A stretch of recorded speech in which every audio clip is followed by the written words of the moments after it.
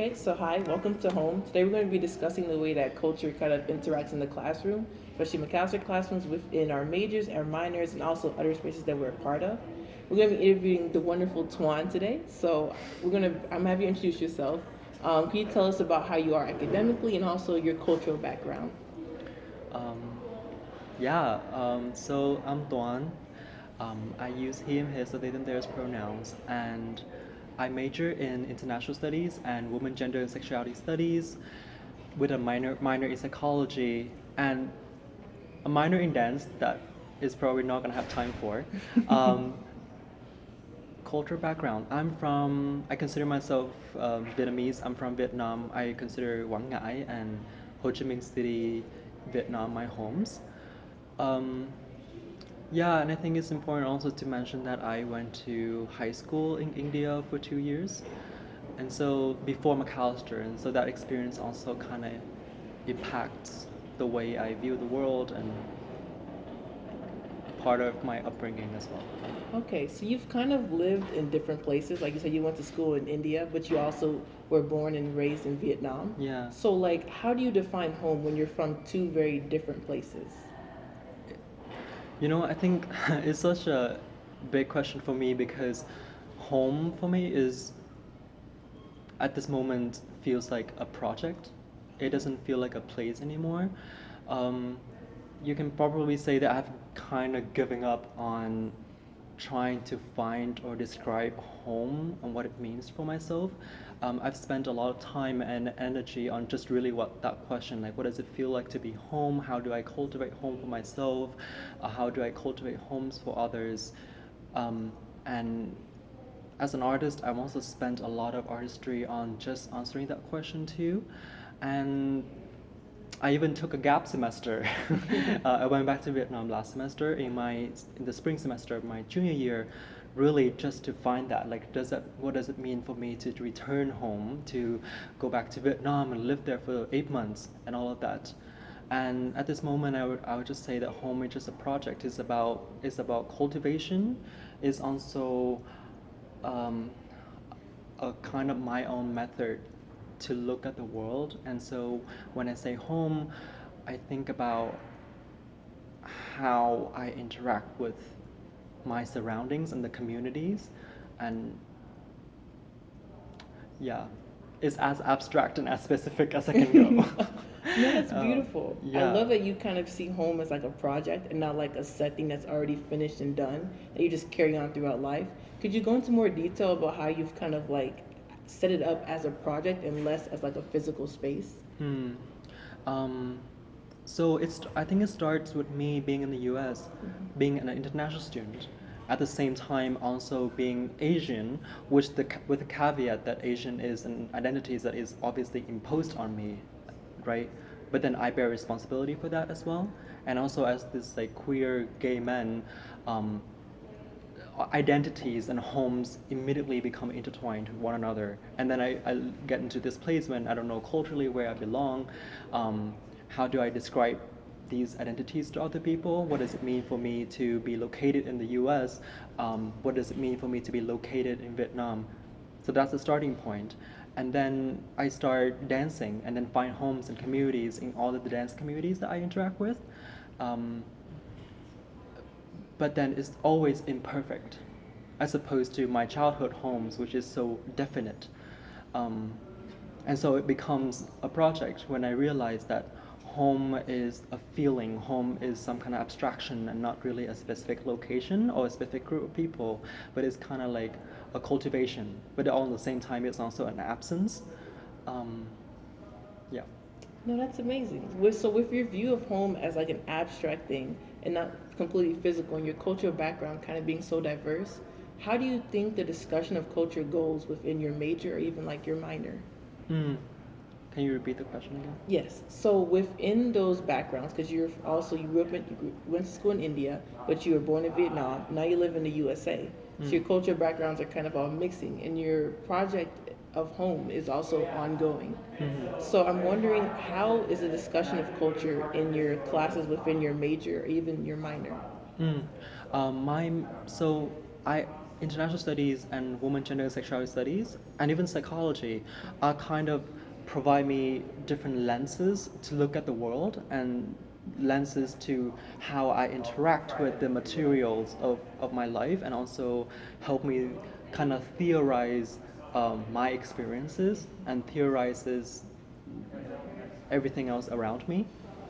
And so to some extent, I think that's what it is. Like that's my project of home is when I get to use my academic um, privileges to interrogate this idea, this concept of home, and also kind of shape it for myself. So when I apply theory in classrooms, and then apply it to social movements in Vietnam when I came back to Vietnam, for me, that process is home. Because that's where I can take agency of it and actually feel belonged, because that's when um, I can really make sense of the world, and I can really make sense of myself as a person in conjunction with the community around me, in conjunction with history, in conjunction with future. And I think that for me is home. No, that's amazing. Taking different lenses and then different approaches to social movements adds a dynamic view that is like I think everyone should kind of take a part in. Rather than just looking at things from a very one-sided point of view of this is how this is, this is the only way it can be.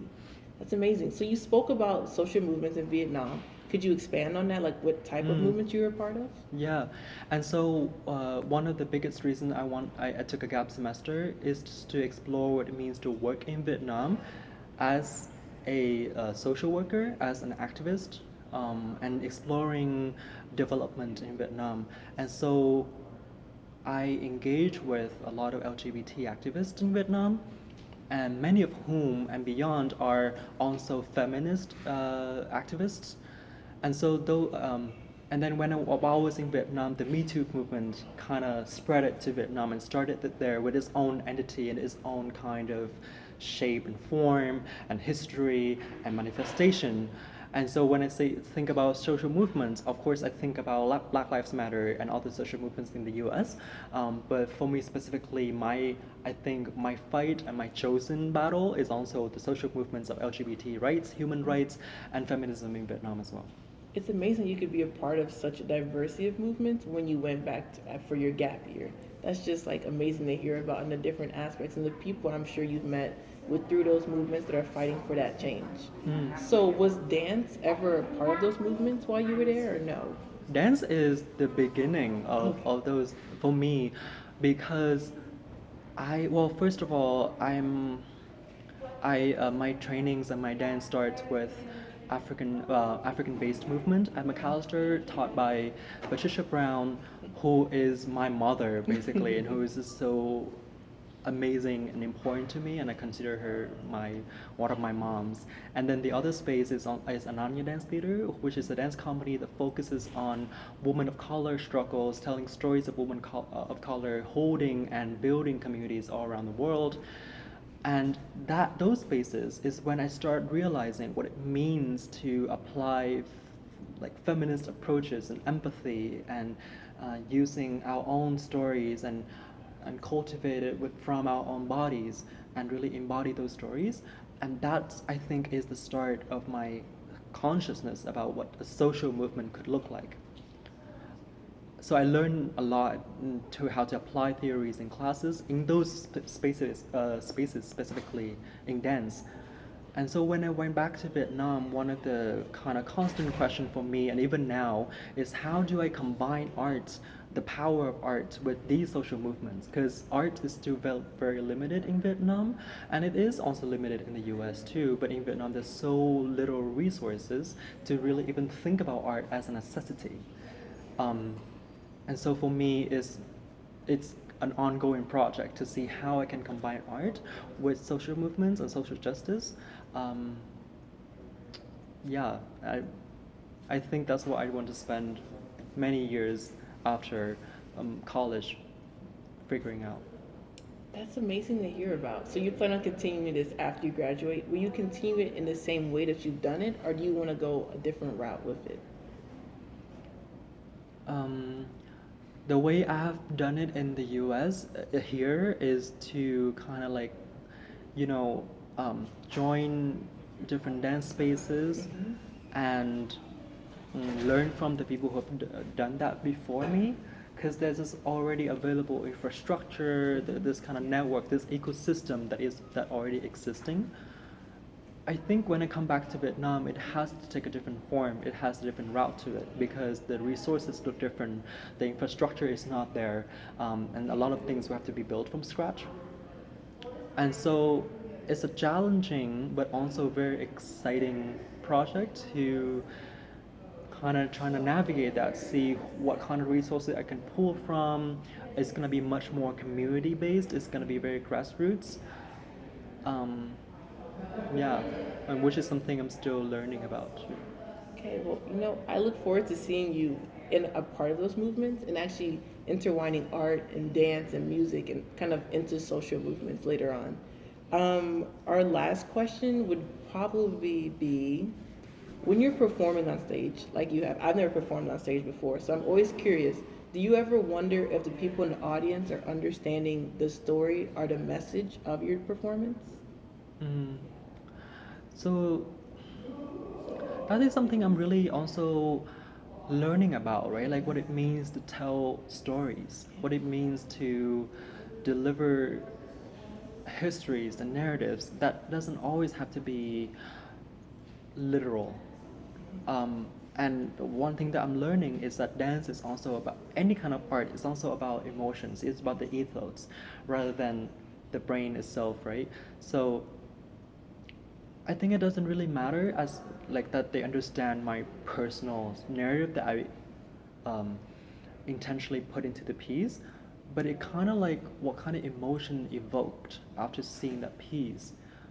Can I engage them? Can I help them imagine something that maybe even go beyond what I planned for the piece? But I think in any kind of art, in kind of like even music, visual arts, um, that's all we do. We're trying to evoke emotions. We're trying to evoke personal narratives and histories that all of us bear.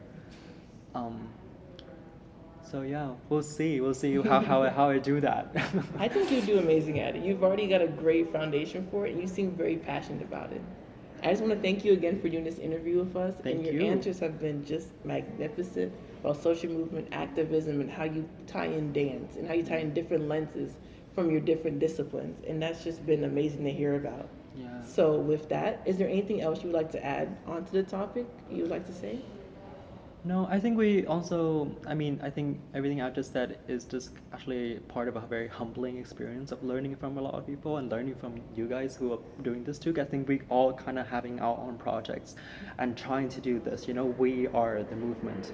Um, and so, yeah, thank you for doing this. And when I hear about Home Magazine, I'm like, yeah, that's it. That's it. That's it. So, thank you. Okay, thank you so much. So this has been our second interview that we've done, and this has been an amazing experience. He's got great viewpoints, and that's all.